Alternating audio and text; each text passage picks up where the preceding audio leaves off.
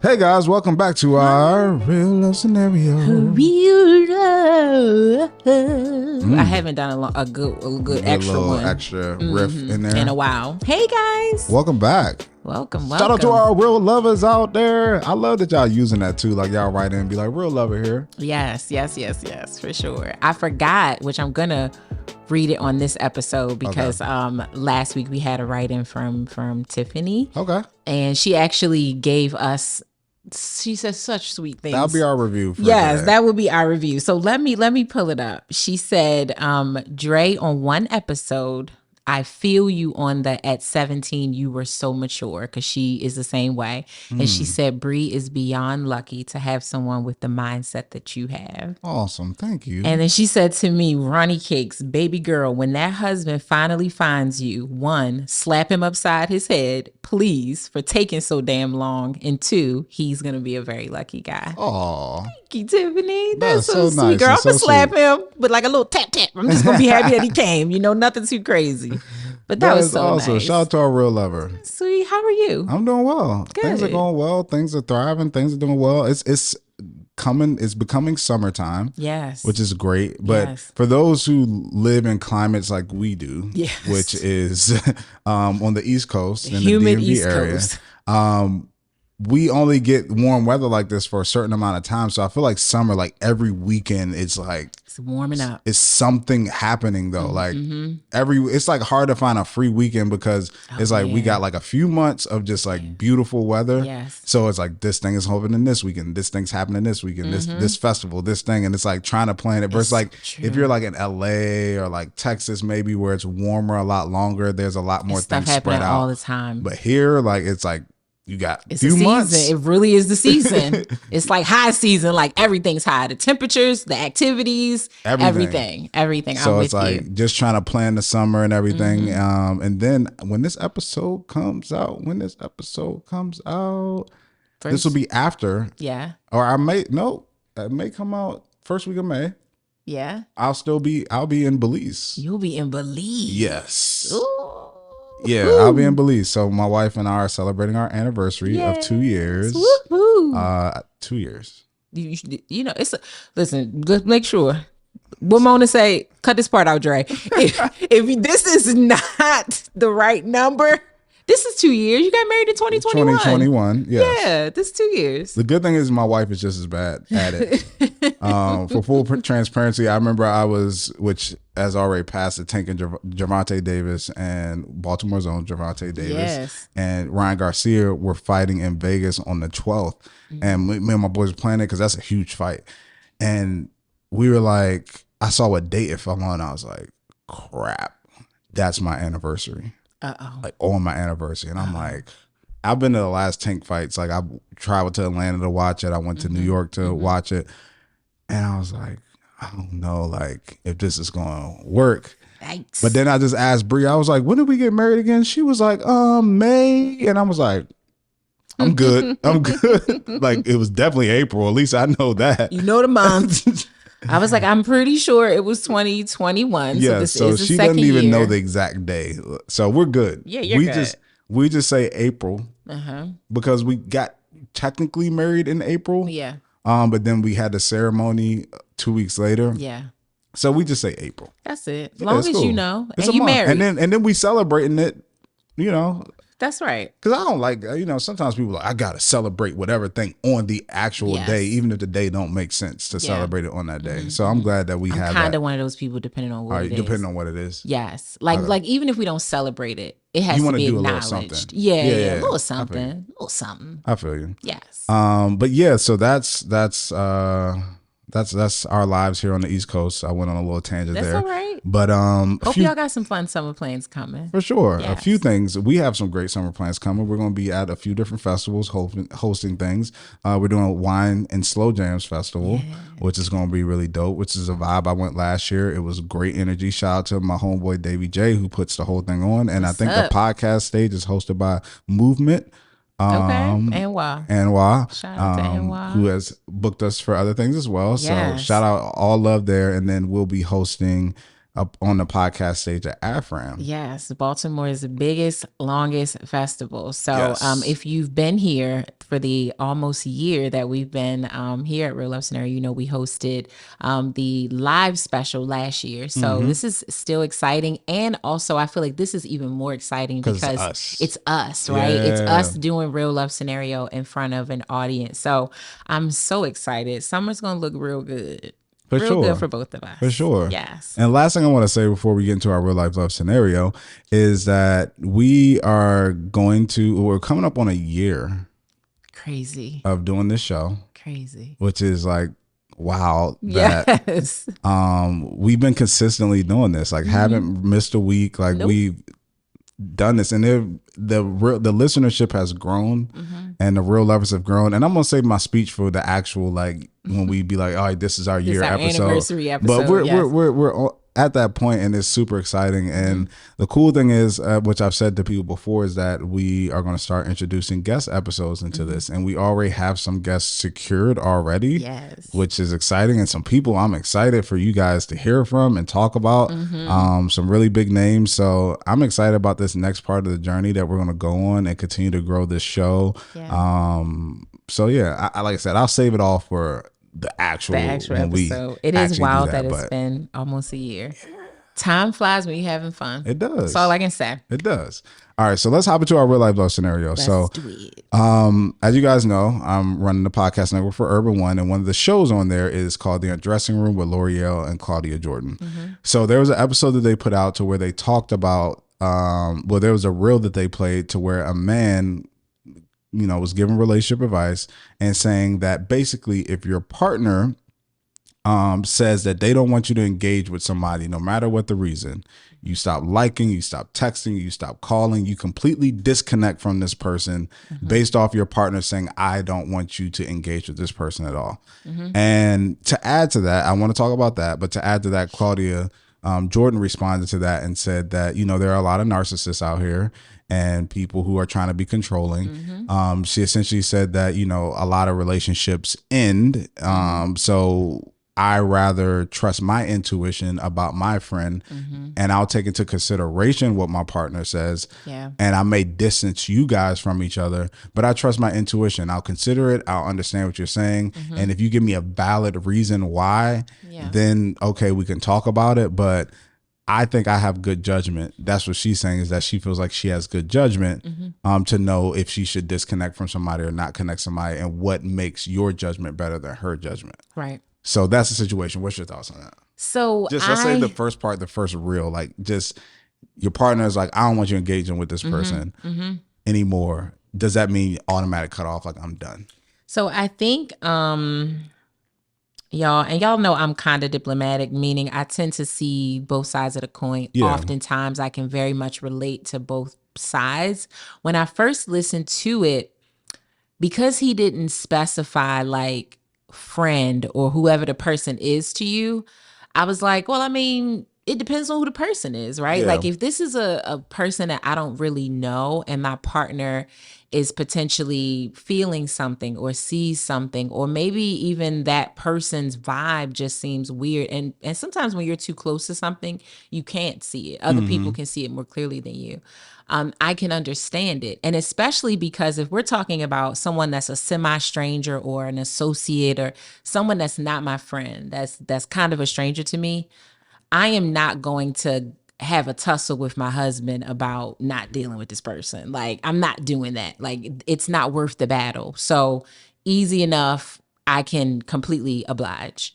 But when we're talking about like my friends or my family members, people that I may have known before you, or I have been developing a relationship with them for some time, even if I met them after I met you, I agree with Claudia that my judgment, unless again you can show me something or tell me something that is legitimate, like it's just not a little feeling, you know what I mean? Like it's something that you've really experienced. Maybe they said something to you and I wasn't privy to it. Maybe I don't have the foresight to understand that what they're doing is like manipulative. You probably, you got a Black mama, so you probably experienced this where You thought that Everybody ain't somebody your was your friend. friend, and your mom was like, that is not your friend. Everybody ain't your friend. Everybody not your friend. So sometimes your partners kind of have that too, but you're going to have to tell me why you think that person's not my friend. Like, you can't just be like, because that's what I feel.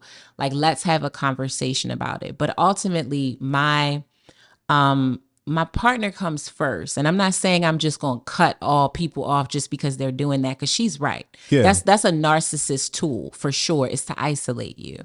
You don't always know that that's what's happening until it's too late. But I think it has to be a conversation. I'm not just going to be like, hey, I can't talk to you no more because my husband said so. I'm an individual that is in a interdependent relationship. And so my partner's opinion matters, but we need to have a discussion on why it is. And ultimately the decision will end with me. If this is my friend and or my family member, it's just not a blanket, I'm gonna cut them off because you don't feel comfortable. Yeah. Nah, we got to talk about that. We definitely got to talk about that. Got you. Only part I didn't love about what Claudia said is like, relationships are temporary. Yes, all relationships can be temporary. I don't have some friends that I had 10 years ago or 15 years ago. Just like it's some men that I dated and I don't date them anymore. So all relationships, hell, I even got family members that we were very close when we were kids. We do not talk now. So all relationships can actually be temporary. So I would never use that as like a pushback to my partner to say like if you said to Bree, listen, this was my friend before I married you, this could be temporary. That would be like, I think, I think maybe what she was trying to articulate was, I guess, the status of the relationship versus marriage versus boyfriend versus we just are dating. Like, depending on where you are in my life, like, I'm not doing this for just a boyfriend or cutting somebody off completely for. If you're my husband, maybe that's different, but that's what maybe she was. Yeah, possibly. I just, even still, because everybody is not going after marriage, right? So if this is my boyfriend of 5 years, 6 years, 7 years, his opinion matters. But just because he's my boyfriend also doesn't mean he's temporary. He could be my partner for the rest of my life, just like that friend could be my friend for the rest of my life, but they could also not be. All I'm saying is, if you are getting into this situation with your partner, please don't use that as a rebuttal. Please don't say, this is my friend and you could not be here in 2 years. I wouldn't suggest that if you're in a happy relationship, because that is going to rub your partner the wrong way. It is. Nah, for sure. I mean, my opinion on it is that a complete cutoff, like a request from your partner, is very weird to me. Yeah. Like, it's very, very odd. Yeah, it's like, I don't want you talking to this person. I don't want you to get, that seems real jealous, real manipulative, real, like, it's just weird. Now, if we're talking about a situation, there's only a few situations where I would feel like that type of energy is warranted and necessary. But I feel like it would be an issue if I had to tell you that because of the situation. If you were in a relationship with somebody a year or two before me, I shouldn't have to say you shouldn't be talking to this person, engaging with this person, texting this person, liking this person's stuff. Like, I shouldn't have to say that. Yeah. You shouldn't be doing it. You're right. But I shouldn't have to say that. If I feel like I have to say it, then I feel like there's another issue. And if that's not like a baby mom or baby dad or like some type of thing that you have to interact with that person for whatever reason, why are you interacting with that person? So that's the only situation I can see like complete. I don't want to hear no back and forth about it. Like, you should not be talking to your ex, texting, any communication. For what? Why? Yeah. What's the reason? What's the point? What's the point? But outside of that, you got to come with a reason. Like, I don't. Especially if it's my friend. Yeah. Like, let's say we go with the first scenario, an associate, somebody you don't know, they're saying it rubbed me the wrong way, whatever. Okay, still tell me why. Yeah. Still tell me, inform me, educate me, so maybe I can be on the lookout. Maybe you saw something I didn't see. Like, maybe I could recognize it earlier the next time if somebody's doing something that I can't recognize. So tell me and talk to me about it. Yeah. And tell me what you feel like you would like me to do.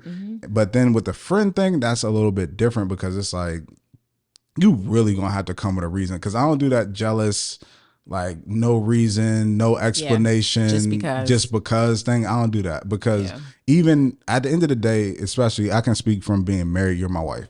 you trump everybody. How you feel trump everybody. Even if I don't agree, even Yes. if I don't understand it fully, if you tell me this is what you want, it's going to happen. Because I'm not choosing that person over you. That's right. But if you do that and you're adamant without an explanation, it's gonna be some beef in that relationship because I'm thinking like there's some insecurity issues, there's some trust issues that's in our Definitely. relationship. There's something that's going wrong for you for no reason to tell me that you want me to stop engaging and talking and interacting with a person.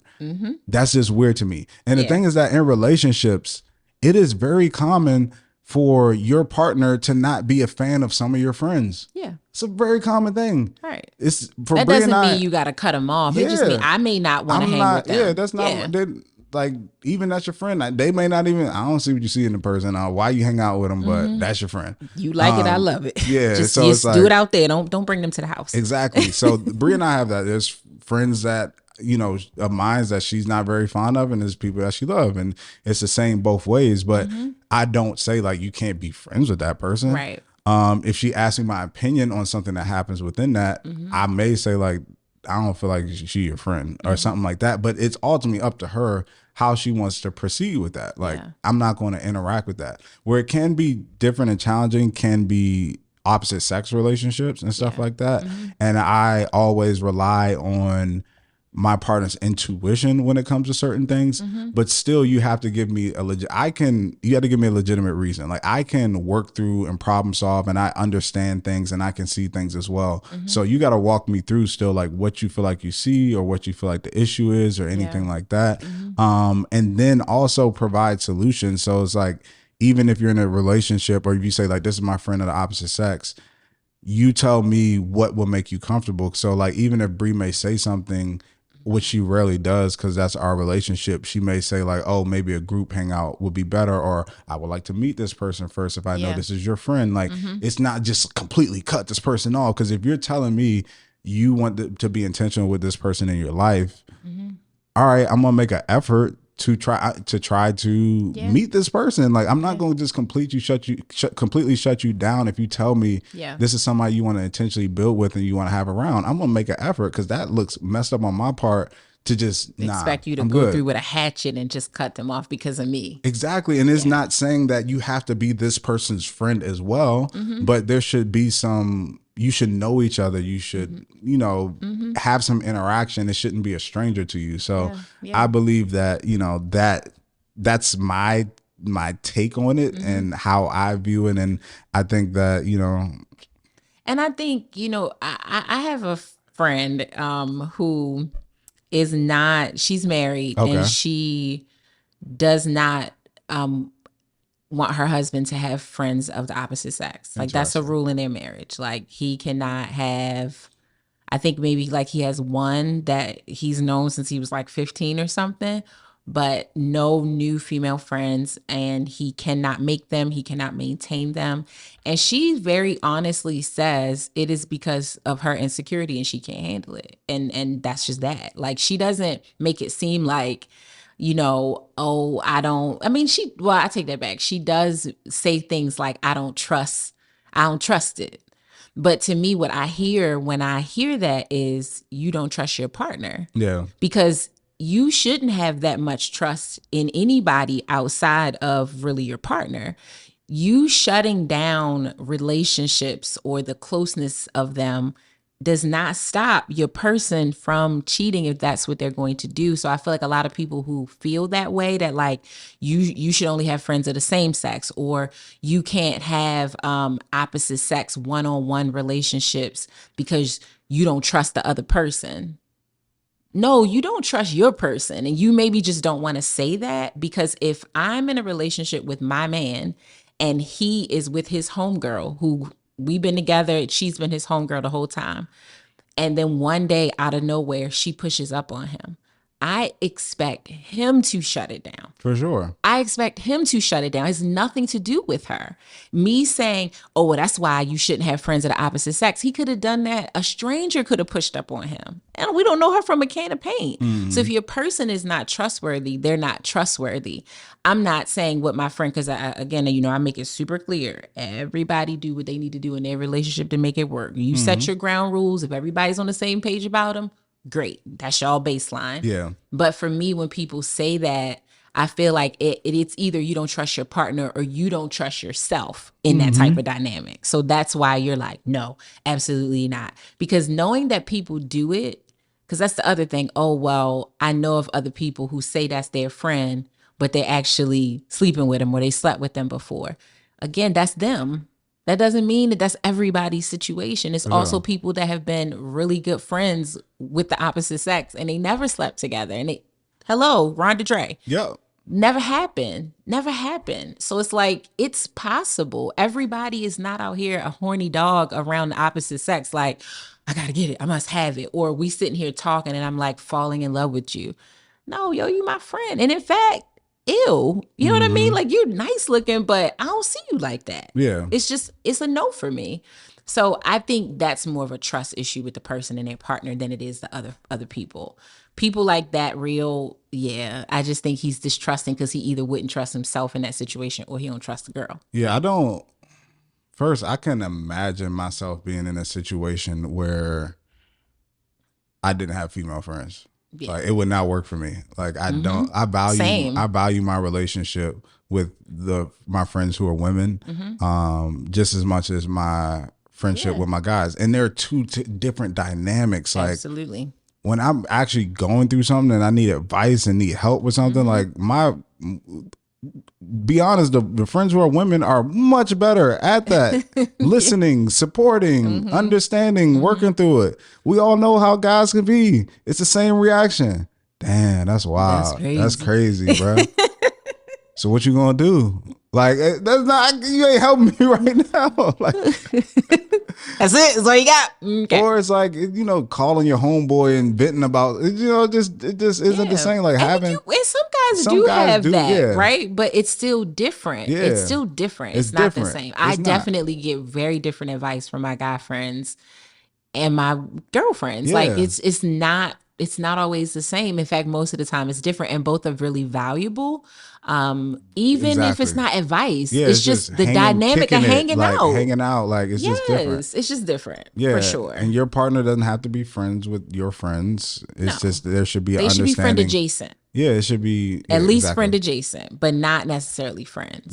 Everybody should know everybody. That's what I say. That's right. You shouldn't be with people that I don't know. Yes, exactly. And then the thing with this, as we end it, is that the reason why I dislike something like this so much is that how often am I even seeing this person to begin with, or interacting with this person to begin with, right? It's like, if it's like one of my closest friends, then that's an issue, number one, if you're telling me to cut this person off and engage. But anybody outside of that, it's like, how often am I even interacting with this person anyways? Like, you have your close friends, but then you have like some friends that you see from here and there, and like old friends from this and old friends from that. So it's like, for you to ask me to cut somebody off completely, it's like, I'm in a relationship with you, so you the person I talk to the most, the person I interact with the most. So everybody outside of that is like, I don't even talk to them that much to even be. That's why I said I'm not about to tear up my relationship over somebody that I barely. It's like, all right, cool. I mean, even if it's just like, okay, you don't want me to be connected to him on social media. If it's really somebody that I don't know, fine, unfollow. Like, it's not that deep. I unfollow people that I know. I mute people that I know personally. I'm not losing sleep. I'm not gonna make that a thing. And like you said, you barely see him or talk to him. So it's like, if I run into him, if I see him, if I don't, you know what I mean? Like, it's that those don't matter that much. It's the friendships that are difficult. And lastly, in those situations, and we'll move on to our real life scenario, be honest with your partner. Like, I always tell, like, even when I'm talking to Bree about stuff, like, tell me really how you feel. I don't want you to act like it's cool when it's not, and then you resent me for doing the thing that you said was cool to do, like, or hanging out with this person, and I'm like, obviously I put this on because I want to hang out with this person. But then you tell me it's fine, and then, which Bree hasn't done or come back. But I always tell people that it's like, be honest. Like, tell me how you feel. Like, tell me exactly how you feel. You can tell me straight up, I don't understand why I don't really like this person. I don't get it, but I just don't feel good about it. I don't know. Maybe it's because she's pretty, or maybe because the guy can say, maybe because, dude got money and he's this and he's that. Like, that's the reason. And I don't really have a reason other than that, but it just makes me feel uncomfortable. Then you guys could work through that, like, and figure that out, because that's something that you could talk about, but don't fake like something is good or something's okay, or like, yeah, whatever. And then it bothers you, because then that's just going to create way more problems. Right. And I don't want to do anything that would make my person uncomfortable. If I you want tell to them that, somebody's going to be like, okay, let's figure that. What will make you feel comfortable, or what? Let's start to dissect this thing, and let's start to break it down and figure it out. Because maybe if you met this person, like, you don't really know this person as well, but maybe if you sat down and interacted, maybe you would feel better, or, you know, tell me what you feel, and I could be like, yeah, I get what you're saying with that, or I didn't even think about it like that, and maybe you're right, like maybe I should do this or that. So yeah, there's so many different ways that you could break it down, but honest. Break it down. Yes, break it down. Yes, please break it down. All right, let's jump into our real love scenario. This person wishes to be anonymous. They say, hello to you both. I have an issue and I want some insight. I'm in a relationship and it's been a year. We all have a past, and my current boyfriend cannot get over mine. I was married for years, and I also enjoyed my single life in my 20s and 30s. However, I can count on one hand how many men I've been with, and I'm now 39. Okay. We've addressed this previously, and now for the third time, he brings up my past because of an event we were at recently. Basically, I slept with someone in the circle of our friends, and he can't get over it and always questions why it didn't work out for us. And he keeps trying to deconstruct this scenario in every way possible. For me, it's simple. It's in my past. I'm not with that person because he wasn't what I was looking for. Nothing more to discuss. Then he takes our fights to the extreme by bringing up my ex-husband on how I did more for my ex than I do for him. He just starts overthinking everything. I need some advice. I do care about him a lot, but I'm tired of the same fights. Is this a red flag? Should I be worried about our future? Because I can't keep doing this, and I don't know how to end this topic with him for good, but I have a feeling that it won't end. I don't know how to make him understand that my past is in my past, and he needs to let go of that because I choose him. Thank you, Anonymous. Thank you for writing that. Appreciate you. Where do you want to start with this? This is an interesting one, you know, because like she said, we all have a past. We do. All of us. We all have a past. So, you know, I've heard so many dating tips and we've given out some, but one of the ones that sticks out with me the most is about like how much you talk about what your past included. So I guess I want to start with, how do you think you should kind of handle those discussions? Because I do think you have to share some things, but what is too much? How much is too much? I think that when it comes to sharing information about your past and your relationship, that it should be pertinent or relevant to what's being discussed in our relationship currently at this moment. I've told this story before, but Bria and I, one time we had a modeling gig and there was a girl, we were looking for a certain ethnicity, certain look. And I knew a girl who looked that way, and it was a girl I slept with in college. It wasn't a relationship. We just slept together. Bria did not know that I slept with this girl prior to this moment, but now introducing this person, and then once we booked her and did all this stuff, I told Bria, just because now this person's going to be in our space, this person's going to be around, I want to make sure you don't like get, you know, embarrassed in any type of way or caught off guard in any type of way. So I'm going to reveal this information to you. So in that sense, it became relevant to where we are now. And I feel like that's when I think of relationships and I start to work through my own relationship, I feel like the more that you're with the person, the things from the past that need to reveal themselves will reveal themselves. So like, say for instance, the first time I met Bree's family, I went down there and her aunt and cousin got into like a little scuffle. Then she gave me the history of everything. So that was pertinent to and relevant to where we were at that moment. And what if we're going to visit your mom or going to visit your grandma, like you're going to start to tell me different things about them and that relationship and your family, because this is where we're going. This is why this is relevant. If we go on certain dates or do certain things, or we go somewhere and it reminds you of a certain thing that happened in the past, like these things will just naturally past things will start to reveal itself based on our interaction just throughout our relationship. Yeah. I don't think that you just got to reveal things that have no relevance to the relationship now. I'm not just openly, what does me telling you every person I slept with have to do with our relationship right now? Right. Unless you have a sexually transmitted disease, unless we're talking about a trauma that's affecting us in the bedroom or something like that, Yep. then that's when, again, it's a relevant conversation when we would discuss it. But if it's not relevant to our situation currently, there's no need to discuss it until it becomes relevant, and then those things will come up. But like I said, I feel like that naturally happens in a relationship. You're with this person for a long time, you're interacting all the time, like you may eat Chick-fil-A or McDonald's, and then I hear a story about McDonald's and why you eat this versus that, and why you like this versus that. Or we go to, Chipotle and get something. You tell me how you hated tomatoes growing up and how they made you throw it. Like, these stories just come up just naturally in relationships. But oversharing stuff, just, especially like we talked about last episode, when you're oversharing and it just adds certain perceptions and insecurities into something for no reason that didn't need to be there. Like it just introduces new problems that weren't even relevant to the situation right now. For sure. So you shouldn't do that. If you just in your relationship, things will naturally come up, and you should reveal the things as they are needed to be revealed as they become relevant. So that's my thought. I agree with you. I think, pertinent was the key word. You share what is pertinent.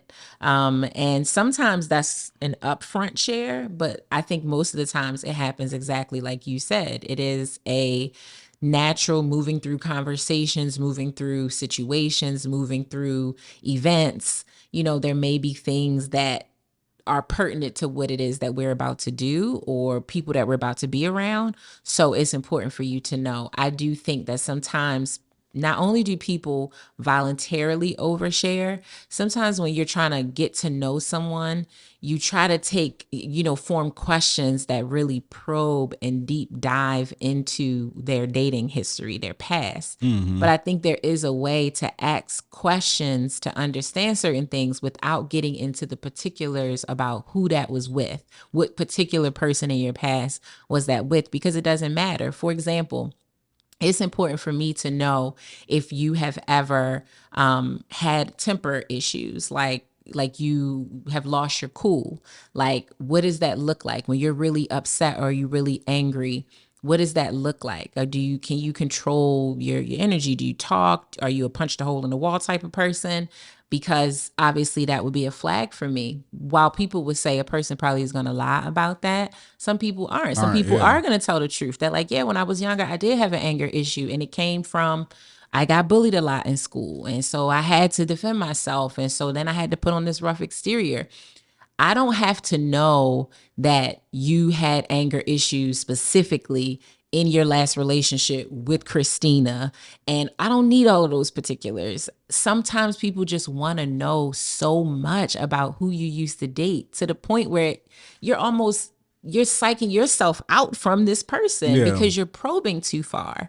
Focus more on their development as a human and how they've developed their character. And again, there are ways when you are thoughtful and there are even things online that can help you form the questions in a way that's not like, so tell me about your last relationship. What does that mean? Tell you what about it? Like, ask specific questions. How long were you in your last relationship? What did you learn from that relationship? Like there's certain things like that versus what he specifically was like, what I specifically did in that relationship. To some degree, for the most part, it's none of your business. What I had with that person is what I had with that person, and it is no more. So I just don't want to do this song and dance. That's a flag for me when someone starts to ask too much about my previous relationships, like about the men, or when they overshare. They constantly bring up the women that they used to date. Yeah, my old girl used to do that all the time. Used to get on my nerves. She used to da da da da. Yeah, my ex was a cheater. Yeah, she was a lying hoe. It's just like you over it or not? Because I'm just not sure why we have to keep. Why is this person still in this relationship? Like just invite her over at this point. It's just too much. So I do think there is a balance of what you share needs to be pertinent, not just a vomit of words about everybody that you used to date. Yeah, I mean, if I think about all the situationships that I've been in, like Bree can probably name the one person that I dated who I feel like really impacted my life, and that was the last person I dated in college, Devin. She probably knows her by name, and she knows different aspects of the relationship. And me telling her like she was great, I just wasn't ready, and blah blah blah blah. But all the other situations she don't know about because it's like it's not. For what? It has no impact on my life and our relationship currently. No. And at any point, like the situation with the girl at the modeling thing, it becomes something that she may need to know. I will then share it. But other than that, it's no purpose to that. Like I said, so I think that's the bottom line that we're both saying is that it needs to serve a purpose. Yeah. If the information is being shared, oversharing normally cause way more Absolutely damage, harmed and good. And then also oversharing seems sometimes to be like a symptom of like seems like you're trying to hide something or something is like up, like you're trying to what's the word is you're trying to overcompensate for something like why are you sharing so much with me? Because believe it or not, a lot of times people rather not know all the details. Yeah, like, I'm good. I'm one of those people. Like I'm eating a hot dog, I don't want to know everything you put in the hot dog, how you made it. Like I'm good. Like if I got it, I'm good. It's fine. I don't need to know how the meat is made, like how the sausage is made. I'm good. Like I'm good where we at. I'm good where we at. I see the package of you and who you are, and I like it. I don't need to know every single little piece that went into creating who you are and how you are now. And I like that you do this to me in the bedroom. I don't need the details of how you worked up that skill, got it, or who opened you up to that. Show me how to do that, Joey.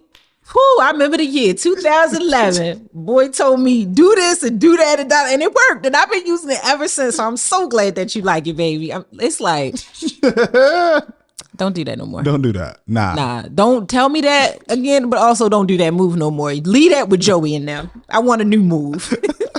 Give me a new move. Exactly. Yeah, it's too much. For me, I want to understand less about all of the finite details of your past. I want to understand how your past has shaped who you are. Exactly. And so I will form questions pointed in that direction. Yeah. Again, not about her, not about even what she looked like or where she's from. Or again, people sometimes really get into the weeds like that. How old was she and all these other things. I just want to understand how your relationships have impacted you. It's all built off of insecurity. It is. Because some people they want to see, does a person look like me? Is that, am I his type? I'm not even your type. All the girls you dated before look like this. And that's what I mean about psyching yourself out. Yeah. Now you done put all this data in your head and now you like, he don't really want me. He don't really like me. And it's like, because you came in here with 29,000 questions that you didn't really need to ask me. Or he volunteered way too much information and now you're like, well, thanks for all of that. I'm not interested anymore. You talk too much. And that's a part of what I think this could be is self-sabotaging. Like that's a huge part of that. And one of the biggest symptoms of that or reasons for that is negative self-worth. Like you don't feel worthy of a situation. So then you either consciously or most of the time people subconsciously ruin a situation because they don't feel they're worthy of that situation. Yeah. So it's a mess. It makes me think about like essentially when it comes down to the psyching yourself out or them playing themselves out of position. It's hard for people not to judge something once they know something. It's like it's hard to take it back. It's hard to unsee it or unhear it. So how much of a person's past do you think should be like held against them, if any? Or any particular things from their past is like, yeah, I can't not hold that one against you. I think that it should be taken into consideration. I don't know about holding it against you, but it should be noted. Noted. Got it. Okay.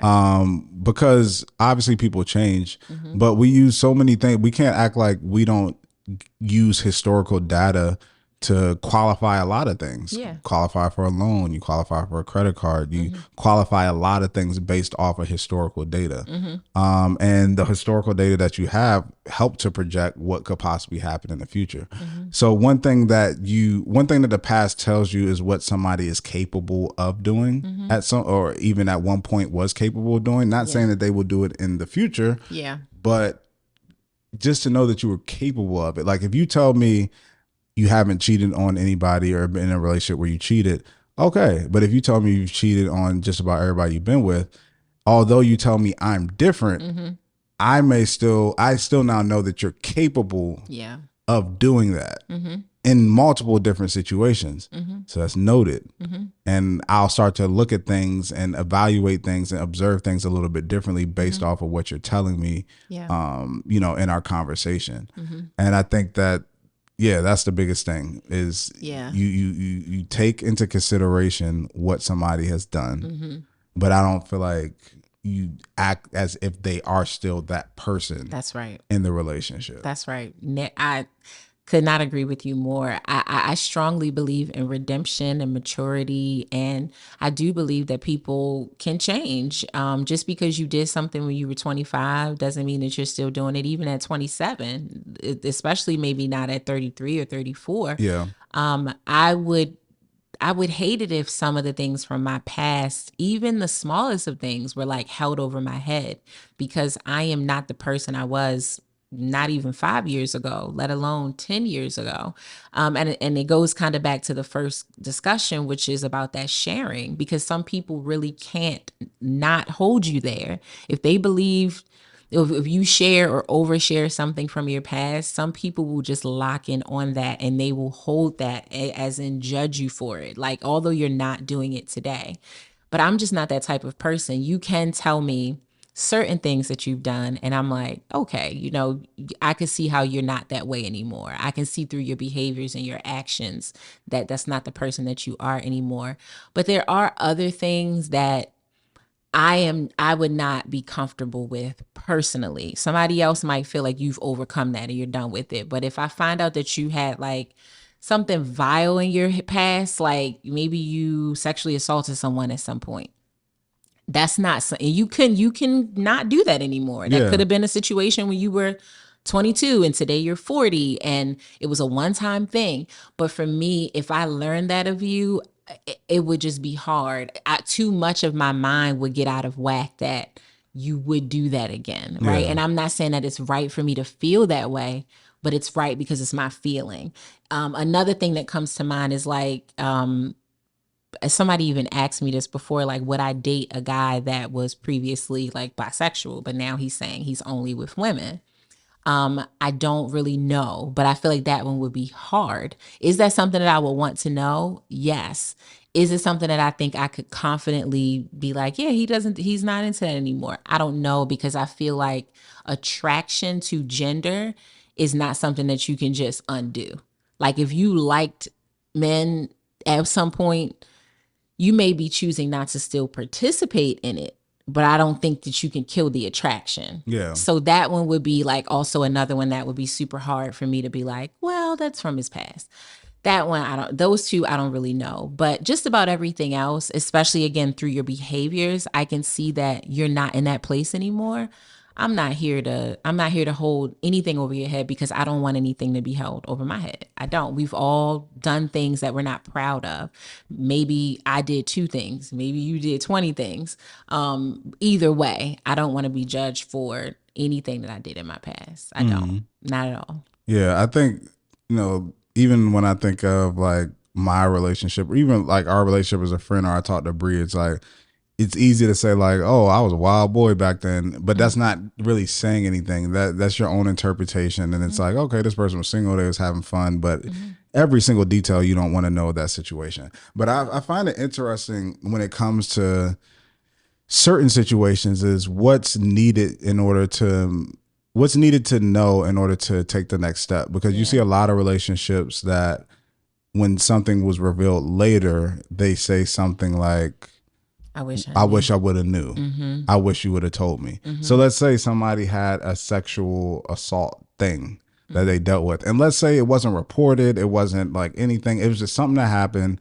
They were, let's say, a little younger and it happened. And that's just something that they don't want to tell or something for whatever reason. And let's say later down the road, somebody brings it up, or the woman comes forward and talks about how this impacted their life, or told you or told the partner or something like that. Is that something I know that you would probably be like, hey, I wish I would have knew that. But from his standpoint, he's like, that's not something I want to share because that's not me anymore. Mm-hmm. That's not how I think. That was a mistake. Maybe I was drinking and it's just Mm-hmm. not part of who I am. But it's like hard to figure out what things, because we, like I said, we all have things that we've done Yeah. in the past that a lot of us aren't proud of. Mm-hmm. But it's like, do we share those things in a way to hope that, you know, if it ever were to come out, that your partner would be aware, or are they entitled to that information before moving forward? And like, what is that line of you are entitled versus you're not entitled to know certain information? I feel like it's the likelihood of me learning the information, right? So that's Exactly. really how you know which thing to share. So you may want to keep it to yourself because you're not ready to share it, but what is the likelihood that I'll find out by being around your friends or when I talk to your mother or if I look you up? Because I'm here to tell you right now,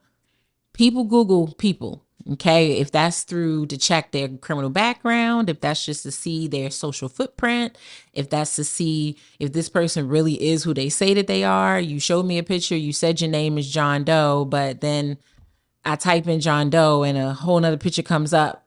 People search people. What is the likelihood that something that you're not sharing with me, I could find out about it? If I could find out about it easily, or it's kind of public knowledge to everybody else, which I think is the situation in this scenario with the she used to date somebody in the friend group. I'm assuming, and maybe I shouldn't, but I'm assuming that she didn't tell him that.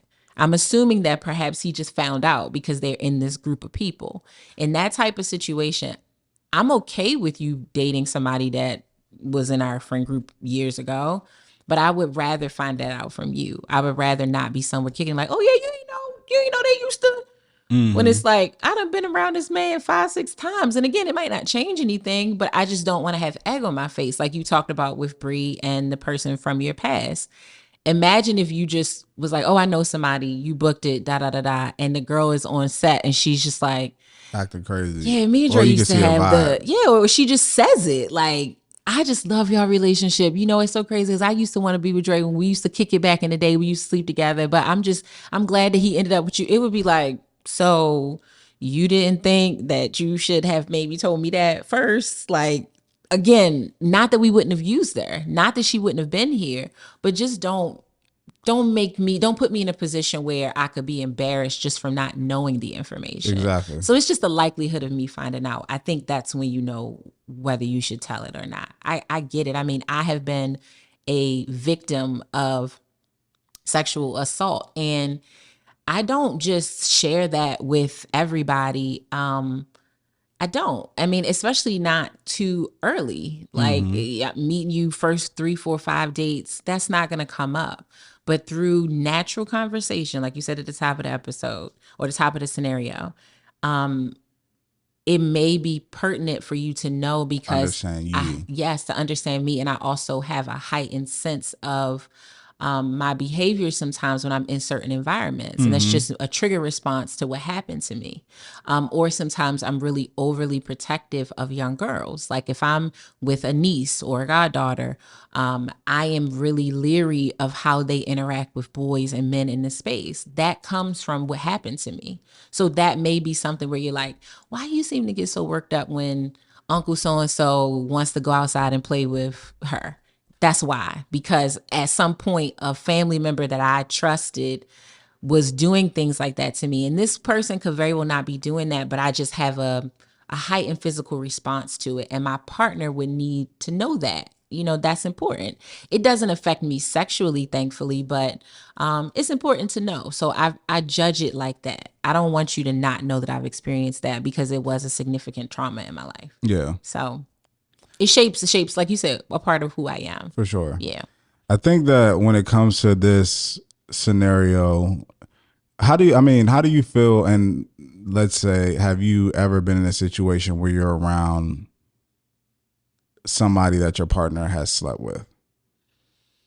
Um, And not, I like guess, regularly or like, I guess one thing is like the other person's wife and divorce and stuff like that. I guess that's one thing. But have you like been regularly around or interacted with somebody who your partner has like slept with? I'm really trying to think. I don't think so. I have been around, not regularly. Now, I have been with a guy and we went somewhere, and that was just the person was there. But that was the one time, the only time, but not like regularly. If that was, I didn't know. So no, I have not. What about you? Not really with my wife. But she opposite wise has been around people that I have slept with or had some type of situation with. Like I said, for the most part, I have exposed and talked to them about it or talked to her about it. And then other times where it may not have been necessary or wasn't that big of a deal, like there was nothing to talk about. I mean, I've even had a situation, funny that you said the last thing that you said, to where a girl who I went out bowling with one time, didn't kiss her, didn't do nothing. We went bowling one time. We were at Park 14th, all our friends. It was cool. It was her birthday, but I guess her friends left. She was having a good time. Told everybody, I was like, oh yeah, like, don't you know sometimes you like make the relationship like, oh yeah, this is my homie, like blah blah blah, like we good, everything's good time. My friend's buying her shots because it's her birthday, all this stuff like that. So I come to find out, Bree tells me, and luckily Bree's a super secure person, so she's just like whatever. And the girl was like, guess when after Bree was like, did Dre tell you about us? Us? You mean that one time when we went bowling? Us? There was no us. Us. There is no us. There's no us. And the funniest thing about it is that she was somebody I was actually trying to like talk to for a minute and get at and take out for a minute. But you was trying to like play and act whatever. And then we finally went out and then it didn't end up mounting to nothing. But now that, you know, I got like some things going, I'm popping a little bit and got this going on, that going on. Now you coming to my wife and say, did Dre tell you about us? There is no us. There was no us. There's never been a us. Right. She doesn't know who you are. She knows about the people that I dated. You are not in that category because you are not relevant to me, or I didn't learn a lesson from you. I didn't have an experience that was worth talking about. I kind of forgot we even did that, honestly. Yeah. But I am showing you love in this situation, and you come and do some stuff like that. Yeah. You know, I'm always, honestly, as long as we've been friends, I've always been very fascinated at your proximity to people that you used to date, like continued proximity to them. Like even when you don't date them anymore, you've morphed several of them into, even if it was one date or 5 dates or you slept with them, there's still this like somehow it's almost like a small town effect. Like, although you don't live in a small town, not by a long shot, there's still this like proximity because I rarely run into this thing. Like I don't still have practically any proximity to almost anybody that I used to date. Like they're just not around. Like we don't run in the same circles randomly anymore. Like it just doesn't happen. So I never see them. So I never even have to face those situations because it's almost like if we didn't date, I don't know how I would have known this person. Cause I might see him on social media or stuff like that. But like I have never run into my ex since we broke up in 2019. I have never like run into him at all. Like, and we live in the same state. At a point, still lived in the same city. We just literally had no more proximity, and it wasn't even and we were together for a while. But I ain't ever think about that. Yeah, I think Brie is my ex-girlfriend once. And all these are always random, right? It's not like, hey, let's meet up and let me introduce you. It's like, oh, me and my ex went to the same college. So if I go back to do stuff or anything like that, obviously we all had the same friends. We went to a PWI, so the black community is very small there. But now that you say that, I do like, now I'm thinking, I'm like, yeah, Brie has met a lot of people that I've had a situation with before or like have dated or something. It's very much a small town effect. A small town that's like, it's 400 people in the town. Of course, you're going to keep seeing the same people. But I'm like, how is this a thing? I don't know. All your people hang out at the same spots, party at the same spots, shop at the same spots. I don't know. But I think I also have this like subconscious of, not that I want to act like the person didn't exist, because I don't think, I'm lying. I have dated some people where I've erased them. Like they might very well exist in the world, But if somebody asks me about them, I'm pulling the Mariah. I don't know that person. Who? I hate to say it. I don't know this man. I have no clue That's the who that Kiki. is. Yeah. But for the most part, I have this subconscious like disconnecting thing. I could count on the two fingers how many people I have maintained some level of a dynamic with. Yeah. And even the one that's not even a thing anymore. Like it's literally now nothing. If I saw him, it would be love. We could still, if he called and was like, yo, you want to grab a drink? Especially because I'm single. Yeah. He's in a relationship, but our dating thing is very dead, extremely dead, at least on my side for sure. Yeah. So I would like probably hang with him, but again, it's not a haphazard thing. I never run into him, and we literally live in the same city. Yeah, I feel like for me too, it's that I've been with Bree for I want to say like 5 years now, and obviously we started dating when I was younger, like early 20s. So for me, even the people that I've dated in the past, like when I see them getting engaged or something, like I'm happy. Like, Yeah, congratulations. for Like you found sure. your person. Like I'm super excited for you, super happy for you. Cause there's a certain level of maturity that you understand. Like when I was 20, 21, like 22, what were we really doing? Yeah. We don't know. Like we were just We having think we fun. know. We were doing whatever. Like it is what it is. But now we're all going into our 30s, you know, early mid 30s, and we're becoming adults. It's like we did what we did back then because we were kids, but now like we're moving with intentionality. People are getting married, people having kids. Like just happy to see people growing and thriving. So it's not an issue. But that's why when it comes to scenario, I don't like the whole bringing up exes things because like here, listen, I'm with you. The ex-husband is an ex for a reason. The person I used to sleep with is a person I used to sleep with for a reason. They're not around anymore. They don't matter. If I wanted that situation or if that situation worked, guess what? It would be working. Right. You would not be here. You would not be here. Yeah. The only reason I'm with you is because that is not a situation that I want. You are the situation that I want. That's right. Yeah. And it's like the last episode, the only person who can mess this up is you. is you. Yeah. Yeah. I have to put some blame on her because I feel like we had someone, it was a very different scenario, but similar feeling of where she said he talks about how I did more for my ex-husband than him. Oversharing. How does he know what you did for your ex-husband, number one? But also number two, it's not smart for anybody, especially if you're dealing with someone who was once married, to compare what you did in a marriage to what you're doing in a 1-year relationship. Exactly.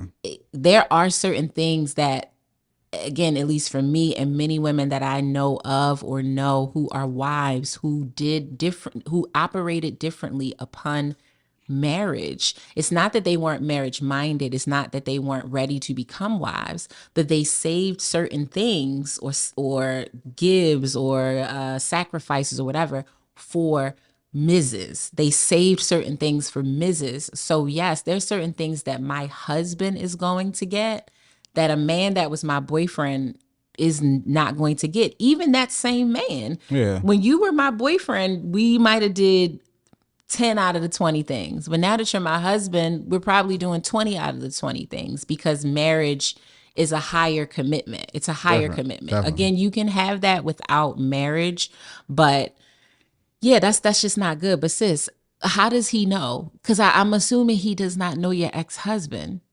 To find that out from him. So how does he know what you were doing for that man to say, oh, you're not doing that for me? Oversharing. Shush. Shut your mouth. For sure. That's your part of the problem. So I think to some degree you've got to, because you played a part in creating this Ferris wheel of a mindset for him, you've got to be a little bit more patient, and probably you have to maybe pour back into him and sometimes reassure him. It's irritating for him to keep bringing it up, but he probably wouldn't be bringing up certain things if he didn't know about certain things. So you got to take some of that on the chin, that you played a part in that part. Yeah. I mean, I know that one thing we wanted to discuss and talk about was if somebody's worried about the past, can they really be focused on the future? What's your take on that? Do you think that's I think that if someone is overly worried about your past, they definitely are not focused on the future. I do think, like you said earlier, historical data, it is telling. It is used to kind of paint a picture of what's happening right now. But if you constantly want to go backwards, and you can even take this out of the relationship realm, you cannot move your life along if you continually look backwards. You cannot swim if you're looking back. You have Yeah. to look forward. And so if you want a future with someone, you would be looking into the future and dealing with the present. Again, people's past shapes a part, partly shapes who they are.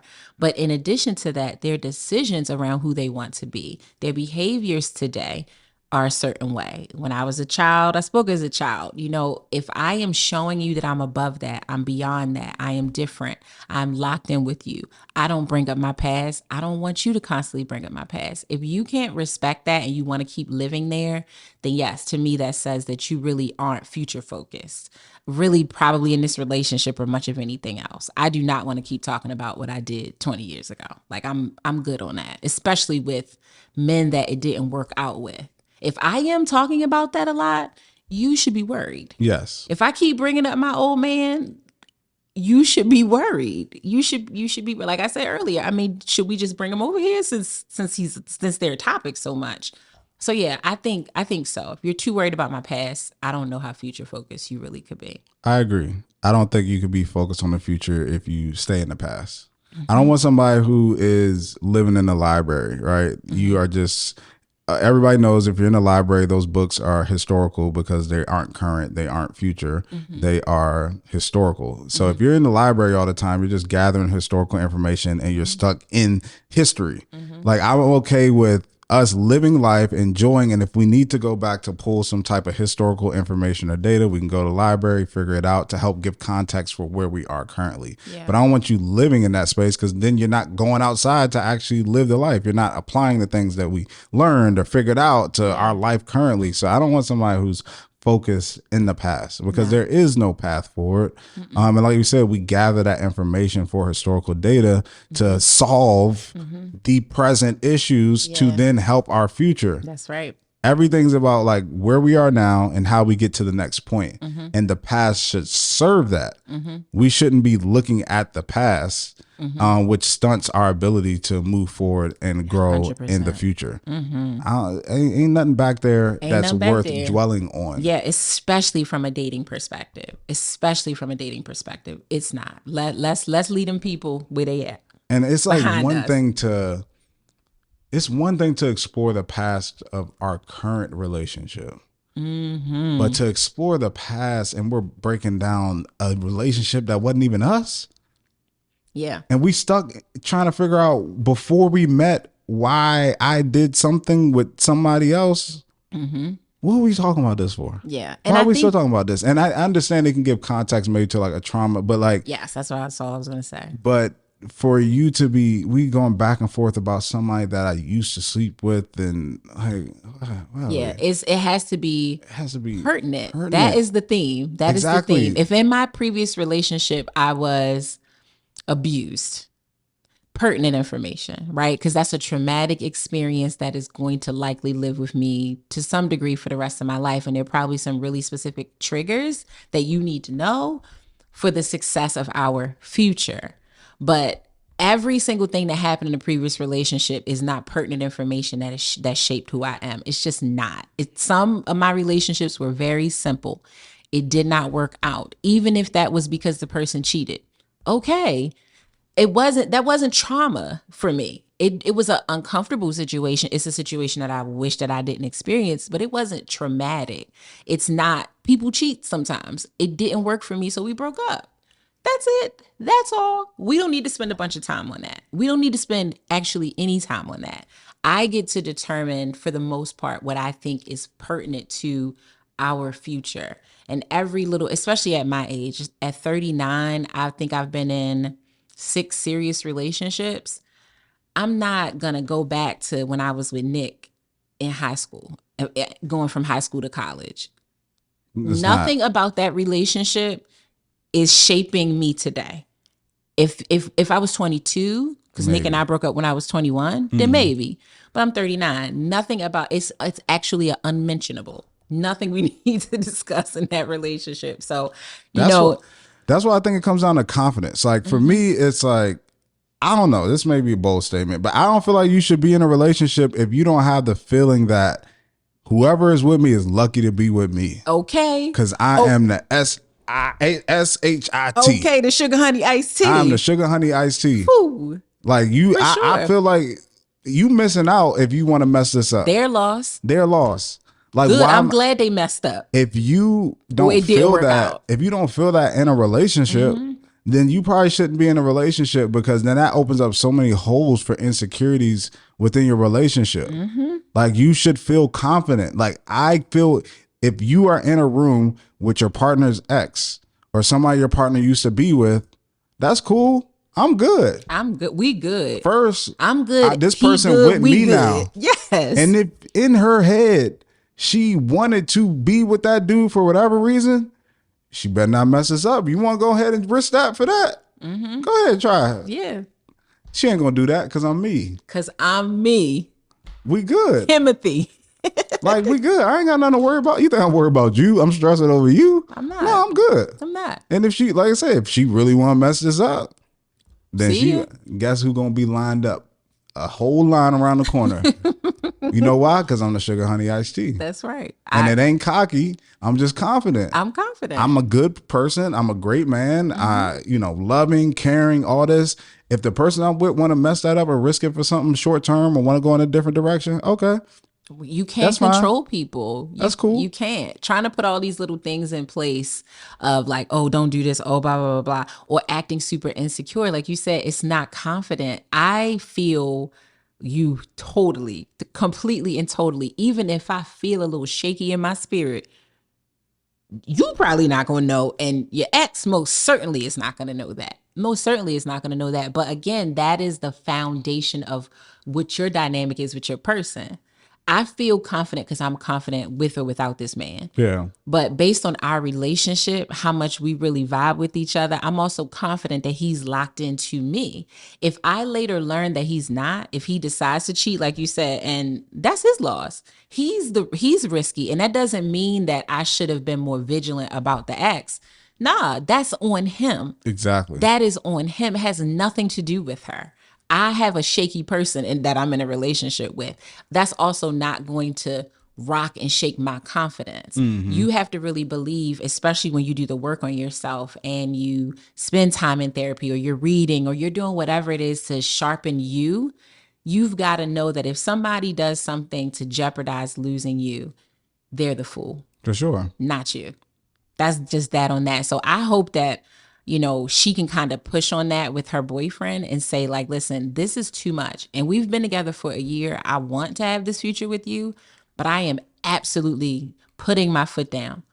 We cannot keep going backwards. I am not going to continue to have this conversation. If you would like to continue having this conversation, then we should not be together because I can't deal with that. That's like, I don't want to say it's abuse because it's too strong of a word, but it's just, it's picking. It's like putting your finger in my eye and being like, I'm not touching you. Like, don't keep bringing that up because now I feel like I got to defend it. And I don't want to defend anything from my past. You weren't a part of it at that time. So I don't have to defend it to you. It didn't work out because it didn't work out. My ex is my ex, like you said, for a reason. So I would get super irritated with the constant shoving it down my throat that I used to date this person and my ex-husband. You want his number? You can go talk to him and be with him. I'm gonna go ahead on and head out. I'm not dealing with it. So I would have a short fuse at this point. No, I agree. Yeah, with him. I'm at the same point. I guess that's my final thing as well. I'm a straightforward person. Like I'm willing to talk about it. I'm willing to address it head on. And it's really like, I want to be with you. That's it. We're done. The other people, I'm with you for a reason. This shouldn't be a conversation. No. And I think that's some people have to understand is like when you're choosing the person that you want to be with, there's different things and different situations that you have to adjust to, say okay to, compromise on. We should not be arguing about the same thing a year in. No. especially something that cannot change. That's correct. The person I slept with and the people I was with in the past is something that cannot be adjusted. It cannot be talked through to change. Nope. It can't be, no way it changes. What's done is done. Why are we still talking about this? It happened. Yeah. What's the conversation still about? Because if I told you and you know and you didn't go anywhere, then what? Then what? Why are we so exactly? This is me. I thought about this earlier today. It's like Bree and I were talking about something, and it's like, although in your head or my head, we may not feel like it makes sense or anything, or we feel like we shouldn't have to talk about this, or this person shouldn't feel this way about this. It's the person I'm with. I made this decision. So although I don't feel like it's a big deal, if it's a big deal to them, then I proceed in that way as if it's a big deal to them. Yeah. Like Bree, even something as simple as like on the countertop, she wants the outlets covered by like the appliances. She don't want them showing. Do I care? No. Who did I choose to be with? Somebody who's very particular about certain things. It's not an argument anymore. Why? Imagine if I was still arguing about the same thing 5 years from now. It's like, didn't you choose me? This is me. This is who I am. This is who I am. Like, yes. This is me. So at some point, either you accept it or like, why are we still talking about this? Yeah. Yeah. Especially things that are just, like I said, insignificant or super small or not changeable. Not changeable. What Can't are we still talking about? Let it go, buddy. Just let it go. So, Anonymous, you just got to put your foot down with him. And if there is room for reassurance, again, we don't know all the particulars. So if there are behaviors that she's participating in that might make this weird for him, evaluate that, talk through that. And if that's something, then adjust. But if you're really not doing anything and you're really certain that it's clear, you've got to put your foot down and don't back down off of it. Like, don't. This is it. I'm done. We're done. I'm with you. Accept that or move on. So we appreciate you writing in. We really, really do. If you have a scenario and you want to write in, you know where to go. Our website, relationshiprestore.com. You can click the contact button. You can write into our show or any of the shows on the network. Follow me on Instagram at Ronnie Cakes. As Dre Smith. And at Relationship Restored on all things. And like, comment, subscribe, share. Leave a review. Share. Leave a review. Share. Share. SHARE. Share. Did you got it? Okay, good. All right. See you next week. See ya.